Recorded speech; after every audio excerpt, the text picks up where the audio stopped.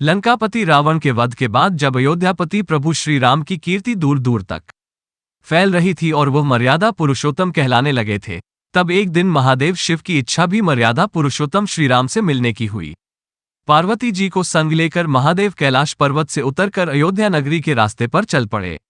भगवान शिव और मां पार्वती को अयोध्या आया देखकर श्री सीताराम जी बहुत खुश हुए। माता जानकी ने उनका उचित आदर सत्कार किया और स्वयं भोजन बनाने के लिए रसोई में चली गई। इस बीच भगवान शिव ने श्री राम जी से पूछा, आपके सेवक हनुमान जी दिखाई नहीं पड़ रहे हैं। श्री राम बोले, वे बगीचे में हैं। शिवजी ने श्री राम जी से बगीचे में जाने की अनुमति मांगी और पार्वती जी का हाथ थामकर बगीचे में आ गए। बगीचे की खूबसूरती देखकर उनका मन मोहित हो गया। आम के एक घने वृक्ष के नीचे हनुमान जी दीन दुनिया से बेखबर गहरी नींद में सोए थे और एक लय में खर्राटों से राम नाम की ध्वनि उठ रही थी। चकित होकर शिवजी और माता पार्वती एक दूसरे की ओर देखने लगे। माता पार्वती मुस्कुरा उठी और वृक्ष की डालियों की ओर इशारा किया। राम नाम सुनकर पेड़ की डालियां भी झूमने लगी थी और इनके बीच से भी राम नाम उच्चारित हो रहा था।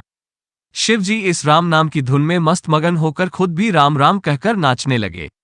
माता पार्वती जी ने भी अपने पति का अनुसरण किया और अपने कोमल पांव थिरकाने लगी। शिव जी और पार्वती जी के नृत्य से ऐसी झनकार उठी कि स्वर्गलोक के देवतागण भी आकर्षित होकर बगीचे में आ गए और राम नाम की धुन में सभी मस्त हो गए। माता जानकी भोजन तैयार करके प्रतीक्षारत थी, परंतु संध्या घिरने तक भी अतिथि नहीं पधारे। तब अपने देवर लक्ष्मण जी को बगीचे में भेजा।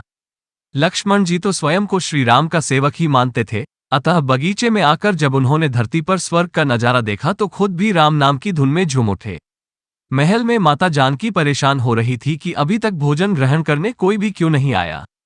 उन्होंने श्री राम जी से कहा, भोजन ठंडा हो रहा है, चलिए हम ही जाकर बगीचे में से सभी को ले लाएं। जब सीताराम जी बगीचे में गए तो वहां राम नाम की धूम मची हुई थी। हनुमान जी गहरी नींद में सोए हुए थे और उनके खर्राटों से अभी तक राम नाम निकल रहा था।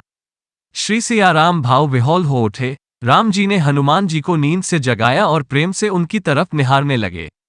हनुमान जी प्रभु को आया देख शीघ्रता से उठ खड़े हुए। नृत्य का समा भंग हो गया।